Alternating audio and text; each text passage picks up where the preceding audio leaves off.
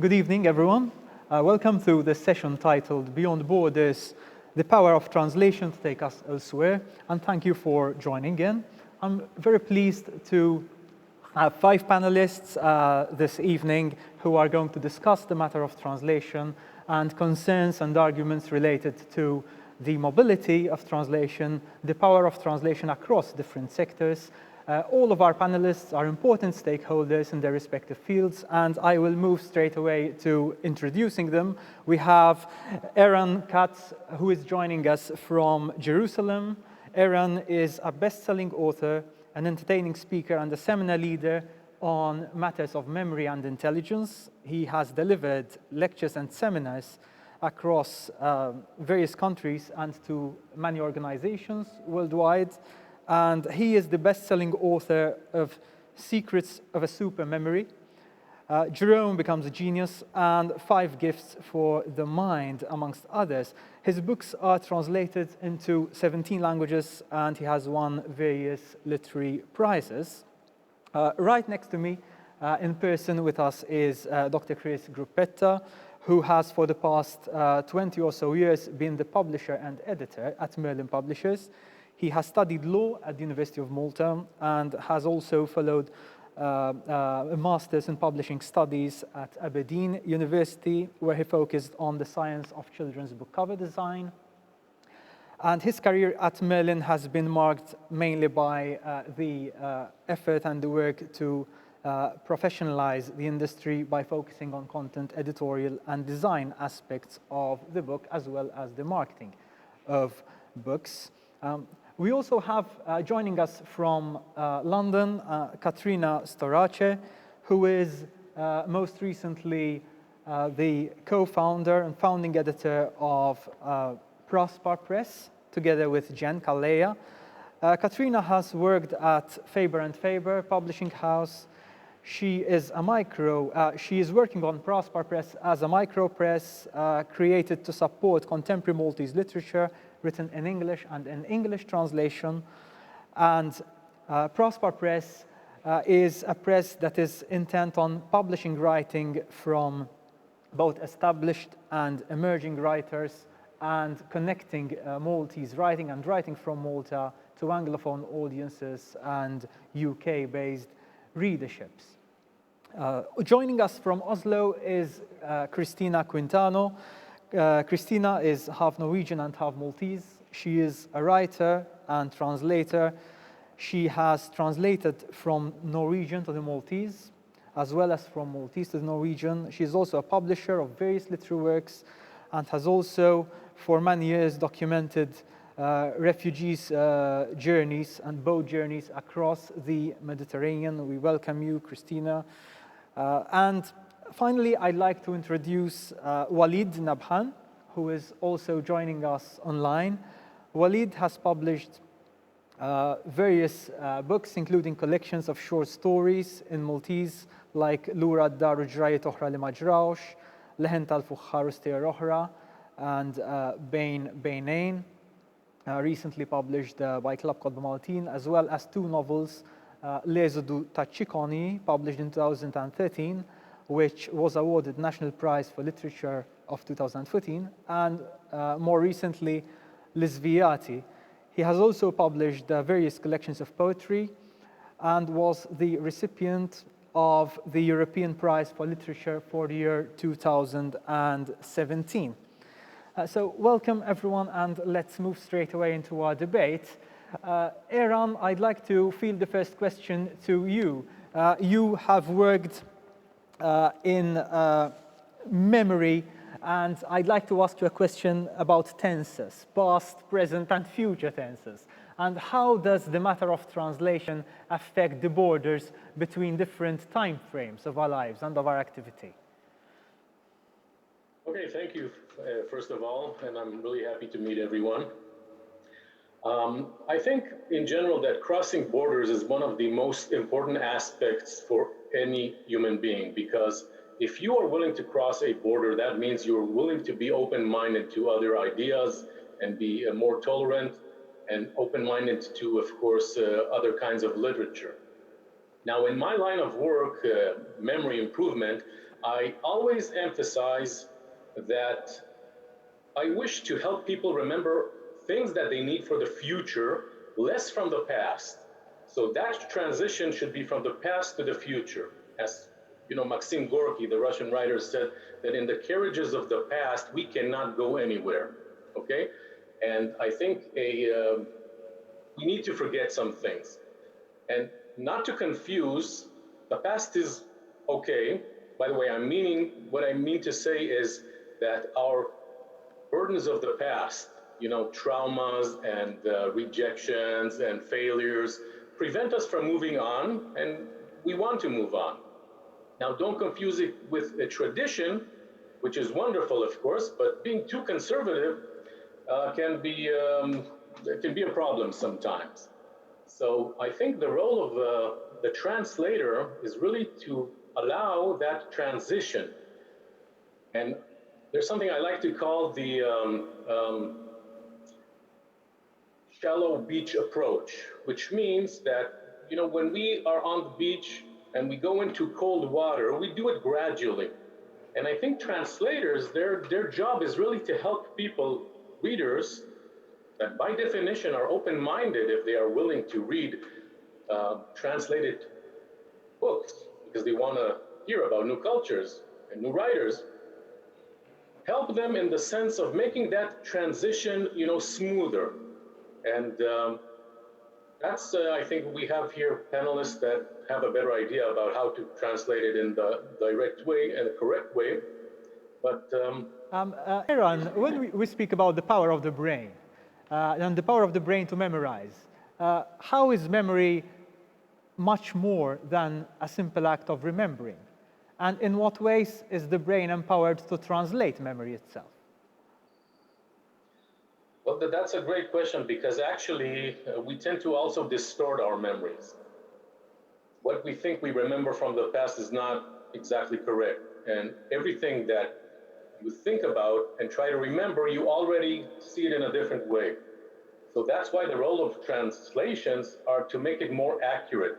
That's, you know, why the Bible was written by sometimes illiterate people, so they will know exactly the verses and won't have room for making up things by themselves. So that, I think, is the role of the translator, that to begin with, make a good translation based on what the writer's intention was, but to help a smooth transition to a more open-minded and tolerant world. Okay, and perhaps you could give us your thoughts about how does memory operate beyond borders, be they geographic, be they political borders, be they borders between people or individuals. How is memory, in some sense, let's say, a common activity across these different, whatever you want to call them, borders or barriers between people, between different stakeholders, between, I don't know, between different languages? What role does memory itself play? How far can we speak of memory perhaps as a common heritage, as a universal activity? Well, you know, memory itself is a valuable tool for our daily life. And I think those that have a good sense of things that they remember, it could be languages, it could be people that they meet, they are by definition more tolerant to others. That's why I think memory plays a really important role in crossing borders. And people who remember also the past, they do know hopefully how to interact with the future. And I'm talking about a world today where there's a lot of fake facts and fake news, and a good memory is a blessing to make this world more normal. Okay. Eran, I truly like that description of yourself in one of your talks, where you describe yourself as a collector of knowledge. As a collector of knowledge. Could you just speak further about what do you mean by this idea, by this activity? Yeah, well, to begin with, you know, I was always a curious kid, and I loved reading books, and I loved reading translations. And I made an effort to be open-minded towards things that I do not accept. So, I come from Israel, and I am Jewish, and I grew up in a certain culture and political ideas around me. But I read the Quran, and I read the New Testament, and I even read terrible books like Mein Kampf of Hitler and others, just so I would know where I stand and what I accept and what I don't. Okay? And there is beauty in every book, in every knowledge that you can read. There is beauty in everything. There is wisdom in everything. There are no bad books. There are bad teachers. Thank you for those insights, Eran. I hope we'll have time perhaps to pick on some of these intriguing points later on in the debate. But I'd like now to turn to Katryna Storace. Hi, Katryna. Hi, Katryna. Hi. Hi, Katryna. I'd like to ask you straight away about an issue that we've been discussing. Ahead of that, maybe I should wish you a happy birthday, since today is your birthday. My first question to you relates to the contentious matter of translating, getting the literature of Malta across to Anglophone audiences, to UK-based readerships. What are some of the main challenges that you're finding as you prepare to plunge into this task, which admittedly is no easy one? Yeah, thank you, Norbert, and hi, everyone.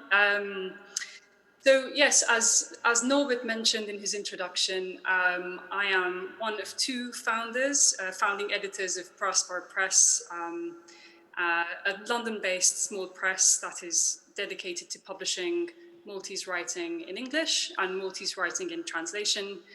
We've recently just launched. My co-founder is Jen Kaleya.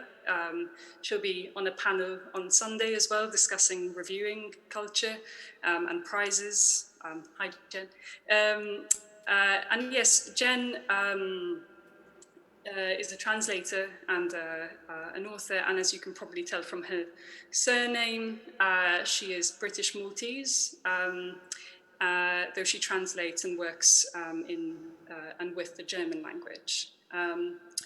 So Jen and I I think we've both been very much connected within the small press scene over here in the UK. I have worked with Faber and Faber, and Jen is published by, among others, Prototype Press and Rough Trade Books. And I think this is something that we have wanted to, so that the small press and the idea of the small press is something that we have wanted to explore in our kind of exploration of this question about Maltese writing going and arriving beyond Malta, beyond borders.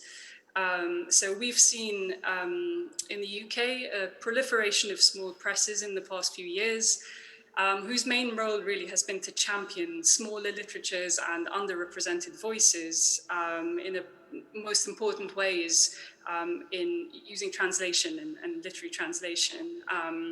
And the result has been a more diverse publishing scene here in the UK. And it is really down to sometimes individuals and small presses who are keeping this going. And so this is something that Jen and I have built Praspar Press on, this context. This is where we are, this is what we're trying to step into over here. And yes, our aim will be to, what we've tried to do here is to set up a platform for Maltese writers in the UK, and our main tool, as you can imagine, will be translation, and we will be needing to use and work with the English language. And with that comes, as you mentioned, a number of challenges, of course. Would you say that there are specific characteristics that will need to be taken into consideration when trying to achieve this goal of getting a Maltese literary text or a literary text emerging from Malta and getting it to access these markets? To pick up an idea that Eran has already floated, that a good book will, by its very nature, recognize no borders. And we know that at the moment in Malta there is some very, very exciting writing happening, both in terms of narrative, of poetry, of other forms. How are you planning to capitalize, as it were, on these, frankly speaking, great sources that you have at your disposal, and how do you plan to materially get them across, reach audiences? And we know, at least I've heard several times, this notion that the Anglophone or the core Anglophone markets might be a bit resistant to works in translation. How would you plan, how would you go about overcoming that? Yes, so I think one of the points you bring up there is very important. I think the starting point for our project is the recognition of lots of great writing coming out of Malta, and the recognition that there is, I guess, an element or a certain element of bridge building that needs to happen. And that is between Malta and the Maltese publishing, that is already great and is already happening in great ways. And how that sort of bridges or goes beyond borders and into the UK market, and how is that received, and how does that get disseminated over here? So what we're looking at is a kind of is working with those original works, and I guess in two ways. Firstly, it's looking at writers who are working already in English, and how that is one aspect, and how that sort of might be carried across. And secondly, as I mentioned before, translation being a very important tool. So I think the special challenge we have with Maltese specifically is bilingualism, and the fact that we are bilingual, and some of the great pieces of writing that I've read recently do kind of make this a feature. It is a feature of the writing. So that will be one of the challenges that Jen and I will be working on together to make sure that a certain Maltese-ness, that is what we're interested really, is correctly and is done justice, I suppose, in the publishing in the UK. In terms of the publishing mechanisms and the market over here, yes, the UK market is notoriously difficult to enter and to break through. And as I mentioned slightly earlier, this is where small presses have had a really important role and have taken a very active role. So I think what our first project, which we'll be publishing next year, will be an anthology of Maltese writing. We are looking, at the moment, we've got a call for submissions out, which we put out a couple of weeks ago. It is being supported by the National Book Council. We've had a lot of support in this, and that's been very important to us. And the whole aim of this is to reach out to Maltese writers and to get a sense of what is being written, and to put that out to a UK market slowly through our own networks. As I mentioned before, we sort of have a smaller network. Jen and I together have slightly different but overlapping networks here. And yes, I think it will be down to the sort of individual work that we put into is how we talk about the work, how we translate the work, and how we make it available over here. Are you thinking at all in terms of genre as you make your plans? Not really. So with the anthology, we sort of kept it open to, we're looking for poetry, we're looking for prose and literary non-fiction.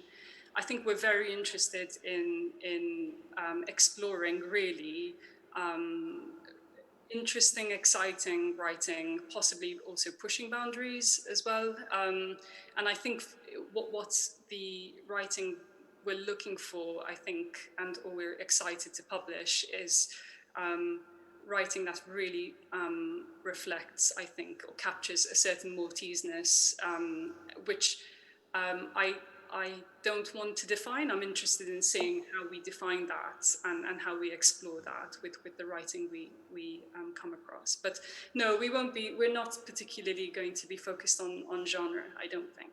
Okay, thank you. Thank you, Katryna. I'd like to encourage our audience from this space to have a look at Praspar Press call for submissions, and we look forward to some very successful Praspar from Praspar Press very soon. Thank you.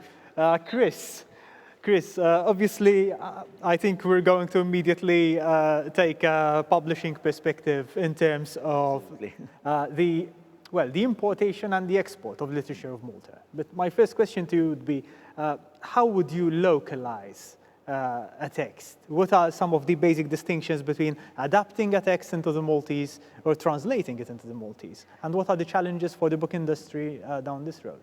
Okay.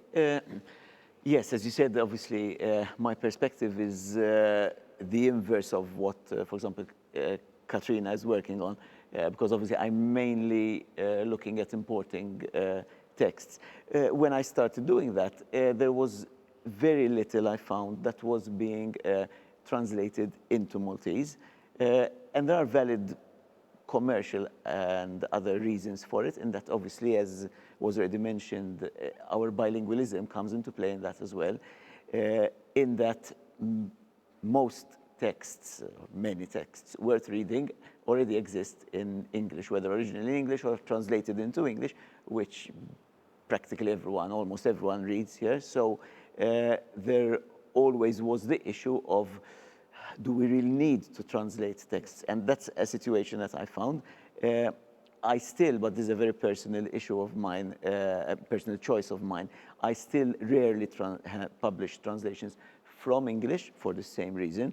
But that's obviously, in a way, freed me to, when I'm scouting around various book fairs abroad, etc., to look, cast a wider net, because otherwise probably the temptation would have been to go for the familiar. So we've, looking at the obvious suspects, Italian, French, German, but also Japanese, Portuguese. We've been a bit almost all around the world. Opening up further. Exactly. Yeah. I mean, the difference, as you said, the adapting, translating, we've done both. We've experimented with both. We've had texts that, for various reasons, we've had more of a kind of, we've asked the translator in agreement, obviously, with the foreign publisher, to have more of a free hand on, and that's hence the adaptation to make, I think, a fairer, a truer label on the book. And then obviously we've had the more classic translations. How does the children's book market play into adaptation? What does it mean to actually have a story adapted for children? And what does it involve in terms of visuals as well? Yes, with children's books, I personally find the translation dimension the possibly even, at least from my perspective, possibly even more interesting. First of all, because you've got a kind of cleaner palette insofar as the audience, in children's, it's a cliche, but it's true, are less biased, have less, Katryna was mentioning the reluctance traditionally of, for example, the Anglophone market to experiment with translations. With children, here in Malta, but probably elsewhere, I find that there's absolutely no bias whatsoever, whether positive or negative. They'll like the book or they won't like the book, whether they don't care whether it's a translation or not. So that's kind of, it's freed us up, and it's also allowed us to try for different, earlier mentioned genres, but even something as basic as subject matter. You find, probably it exists in all countries, that Maltese children's authors like a certain kind of genres, certain kind of story parts and narrative parts. With foreign texts, I found that we've been able to experiment with styles, genres, narratives that are not necessarily common in Malta, but that also opens up an exchange, as you were mentioning earlier, because I do find that the interaction and the influence is two-way, because then you see Maltese authors maybe not being influenced by, but being maybe encouraged, is the word, to try out. How far are local readers, I mean children, attuned to the fact that this is a story coming from Portugal or coming from Italy or coming from wherever? Probably have to ask them, because the impression I get whenever there's pre-COVID, especially readings, whether in schools, at festivals such as this one, is that they are, they're engaged by the story in itself. They don't really, there's definitely no negative bias. I've seen that in terms of something as crass as the sales figures. But also there is the excitement, yes, of seeing something foreign, something far away. I mean, earlier mentioned engaging with illustrations, the visuals, which are so important. In 99% of cases, the original visuals are retained. So you've got the text being translated, adapted, what have you, but the illustrations being retained. Then you have an example, for example, with Kristina Quintano here, one of the fellow panelists. We were working together on a book this year where the text was translated and we had Maltese illustrations commissioned. So there was that further translation in the visuals, because even the illustrations were changed. Okay, so that's also, I mean, a way of going beyond borders in the sense of exactly having the visuals actually transporting you immediately exactly into well, a novel context. Thank you, Chris. Thanks. You mentioned Christina, and she's our next speaker on this panel. But Christina, we've had quite an intriguing chat the other day about the notion of where you are placed as a translator.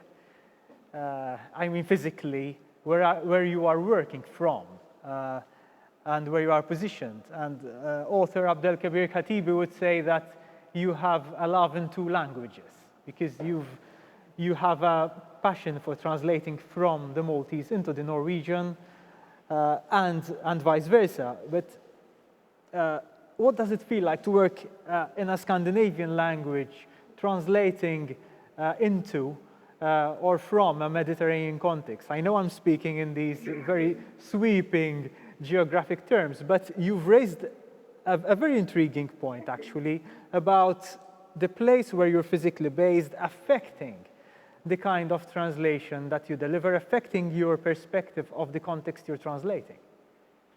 Yes. First of all, I'll just emphasize that I translate from Maltese to Norwegian. So I translate from English, Danish, Swedish, and Maltese, and into Norwegian. Okay. So I would say that the Norwegian is like my deepest mother tongue.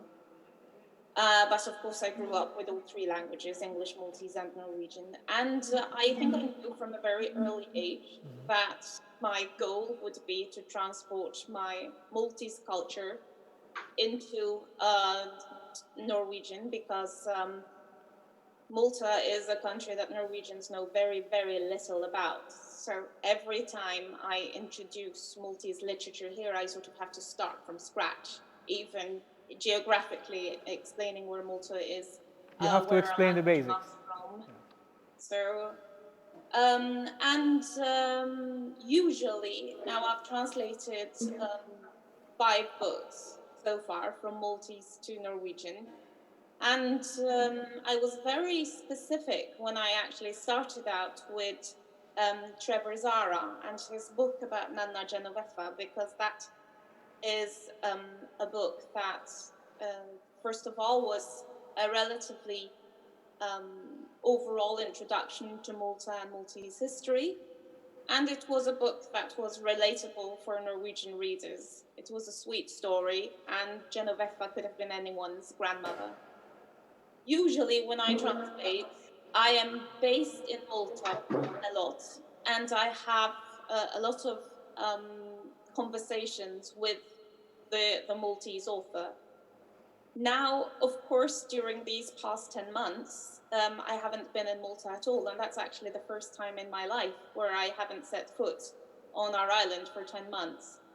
And very recently, both Waleed and I were asked to write for a Norwegian magazine about being in exile. And that is when I started reflecting on that I was in some sort of involuntary exile being here, and I didn't know before I started writing that article that that was how it felt. And at the beginning, I was working on Waleed's book, and which in itself was quite a difficult task. And I was beginning to feel both frustrated and very far away from hearing the Maltese language. So at the beginning, I was thinking that this was almost an impossible task when I couldn't be in Malta, if I couldn't meet up with Waleed in person, not hearing my language. And I felt it sort of slipping away, all those tiny nuances. And then I started digging sort of deeper into the text and to see, is there something I can gain from this? Can I take a step back, look at the text again, and make this even better? So I think that I became even more aware of the language and more aware of the nuances. And I think that it would have been a different translation had I done it in Malta. So, and also at the beginning, I was slightly looking to the English translation to see if we had made different choices, but then I just put that all away and I sort of dug into Waleed's language. So being far away from my own language sort of made the whole process different. But I'm also a publisher, and to me, I mean, we all agree that translation is moving cultures across borders. But I'm very eager to stress sort of also the publishing part and how important all the formalities and all the distribution and these books, like Katryna was talking about, having a translation is one thing, but having the readers, I mean, without the readers, the translation is almost has no value. So I work a lot with explaining to other countries, especially when I'm in book fairs, what the Norwegian book distribution and sponsoring looks like. Yeah. So in that way, I've been extremely fortunate to be able to work with Maltese books and ensuring that they have a large distribution when they are translated and start their own life in Norway. Okay, thank you, Kristina. Obviously, you're raising a number of issues here which are of interest and would merit a lot of further discussion, but especially in terms of what goes into the translator's mind, sentimentally, emotionally speaking, psychologically speaking, as they translate from different cultural and geographic realities. But I know, and I have a very quick question for you before I turn to Waleed. I know that the matter of migration is very important for you and very dear to you, also on a humanitarian level. But being a translator and being able, therefore, to very often almost seamlessly getting texts translated across borders and then coming up against more difficult barriers, human, political, geopolitical barriers. How do you negotiate? How do you live these two realities? And are there any connections between them? Oh, they're very tightly connected. I think it was Maltese author and translator Albert Gatt that once said that translation is also migration. And for just to take one specific now, a lot of us have heard or read about Barus Bucani, the Iranian Kurdish journalist and writer who spent 6 years imprisoned in the outside Australia on Manus Island. And for example, his text was originally written in Farsi and translated to English and is coming out in Norway right now. And texts about migration really can explain and open people's views and minds, especially politically right now. There is almost no talk about migration or the Mediterranean at all in Norway. It's all lost in other elections, and so I think that through literature about migration, it might be able to change some sort of political views, at least in Norway. Thank you, Christina. I'm sure we'll be able to carry on the conversation beyond this panel. Waleed, merhaba, welcome to the panel. Can you hear us? Okay. Waleed, I know that over and above, well, everybody knows that over and above your creative work, you have also, in many ways, pioneered the translation of Maltese literary texts into the Arabic. And now there is some hindsight of a number of years over which you've been carrying out these translations. Could you give us some insights about your experience translating into the Arabic and trying to access this massive literary market, as well as some perhaps aspects of foresight and future gazing in this direction? Everyone, first of all, I feel to make distinction between translating, adapting, and marketing. I have nothing to do with marketing. It's this is a different industry. But yes, I am involved in translation. I myself a translator, and at the same time I am being translated. So I am subjected to both streams of the process. Perhaps as Imran highlighted at the beginning of the conversation, that sometimes it is not enough to translate the script, the text. It is not enough. Every word has a certain power. I mean, beside the text, you need to pick the chemistry. You need to pick up the chemistry of the text. And this is what makes difference between good translation and bad translation. I also mentioned adaptation because I feel a bit awkward to say that especially in case of poetry, to say that I have translated a poem. I prefer to say that I have adapted a poem, because a poem, especially a poem, it's like a plant. I mean, you cannot just take it out of the soil and take it somewhere else and you expect to flourish and live, etc. I think, yes, you need to pick up the chemistry. Especially in the poetry.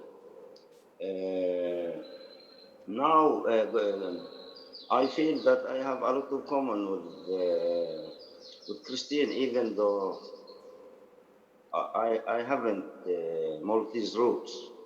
I mean, I am not coming from any Maltese grandfather or grandmother, but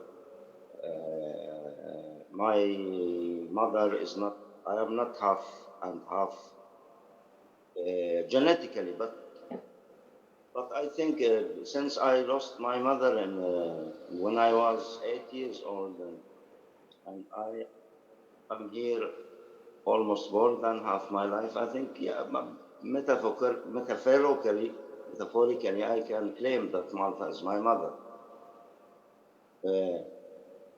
So I don't find any problem, going from one language to another language, except when coming to typing, of course. Is it more difficult to master a character in translation, Walid, than actually getting the text across to another language? Because you describe yourself as battling with characters when you translate. Yes, you are absolutely right. You are absolutely right. Right now, I am handling a character of Loren Vella for instance. And before that, I handled another character of Alex Villagera. I am not here making distinguish between a female or a male literature, but yes, there are extreme characters. There is extreme different chemistry in the writing. There is extreme different description. There is extreme different, even the structure. So I think, yes, a translator should be aware of that, and should be very careful to pick up the emotions of the emotion of the text, because otherwise it will, I mean, it will not survive. It will not strive in in the new soil, if you like to call it. Waleed, thank you so much for your contribution and for these insights.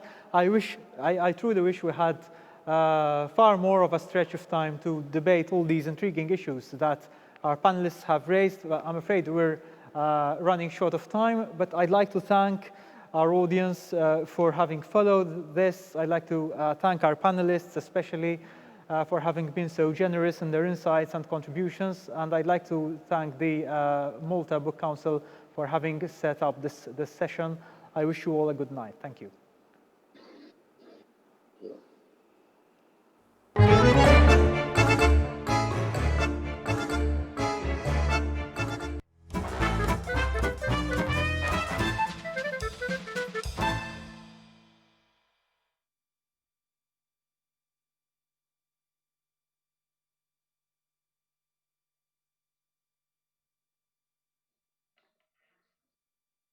So now we can go to a party or something, right? Just continue if everyone grabs a glass of wine. Yeah, exactly. Okay. Yes, I've got mine here.